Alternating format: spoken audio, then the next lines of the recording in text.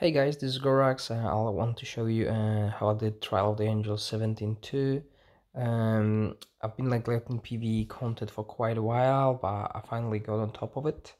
So as you can see here, I'm gonna be fighting against Kilgore in the light side. So I'm using two tanks, Iron Golem and Ogre. I'm gonna use Naga for the damage. I will use Ice Elemental for the freeze and a Monk to heal my tanks. I'll use Giant for the damage as well as Rock and Devil to get to the backline. This is what you want to do. You want to destroy the backline. You want to get rid of both monks in this tower over here. Okay, so as you'll see, I'll destroy this tower using my Devil.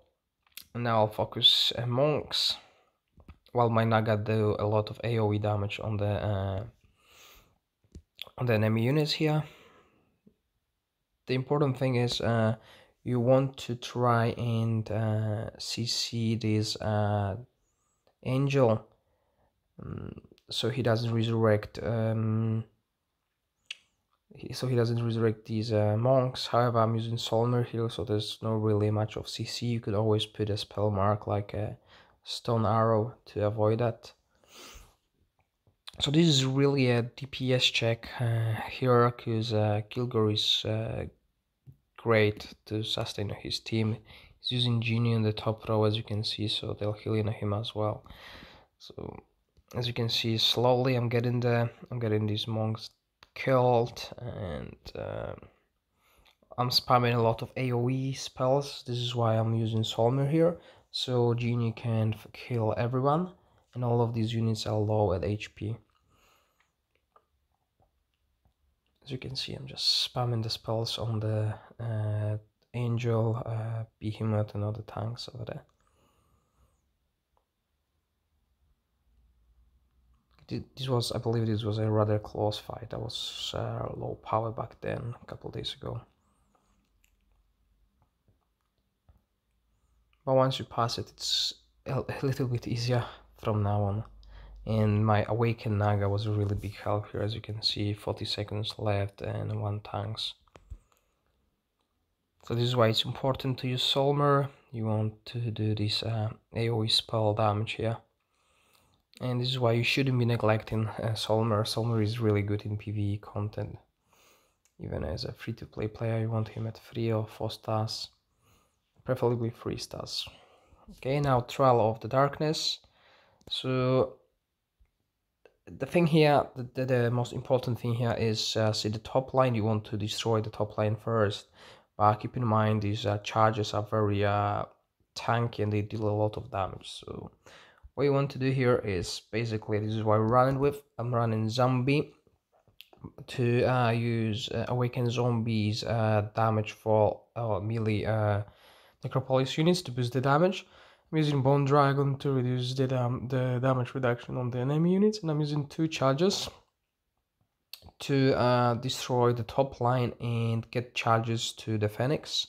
On the bottom line, I'm using Leech, and I'm using Genie to keep healing my units, as well as Angel to boost the regeneration of the units, and Mami to reduce the healing of enemies. And I'm running Sandro here. It's very hard to pass it without the Sandro, however it is possible. And as you saw, I was very lucky with the Genie buffs. All my main DPS damage dealers got the buff. So as you can see, I've got 1 target down. Naga is dead, which would be a problematic on the top line. She deals a lot of damage, and now I got the Death Knights dead. The Angel resurrected them, but I got the champions there as well. So this is what you want to get this top line dead as quickly as possible before they deal damage. This is the line that will do the most damage to your units, and usually the tank just dies. Okay, so this time around my Angel resurrected my unit. I'm finally getting through the top line. As you'll see, my units moved through this field. That's why you use charges. As you saw, my Death Knights avoided that, which is nice. And they got to the back line. So what is important now, you want to kill this green dragon, then you want to destroy the Phoenix, and you need to kill Phoenix again within 30 seconds or 20 seconds. so he doesn't resurrect again. Because otherwise your units will focus on the tanks and the Phoenix will stay alive for a long time and you will just run out of the time. As you can see, I got the Phoenix down. Now my units change to the Behemoth, so Behemoth's gonna die and my unit's gonna go back to Phoenix and they're gonna kill him within these 20 seconds. Sorry, that was Angel that I hit it, okay? So now I need to kill him very fast before his awakening skill procs. So as you can see, he died within the 20 or 30 seconds, and now all I have left is the Behemoth. As you can see, he is very tanky. So if you allowed Phoenix to spawn again, your units will focus Behemoth and they won't kill Phoenix within the time. So it's really a quite random fight, so you'll need to replay it a couple times. This is what I did. This is where I was stuck for a couple weeks. I didn't bother with it really much. There's not really a big difference in resources gain. However, it's important to move forward now because we unlocked a new school, magic school. Okay, so this was 17.2. I'll be doing more guides on these Trial of Angels, which I neglected, so you guys will be able to see how I'm doing over there.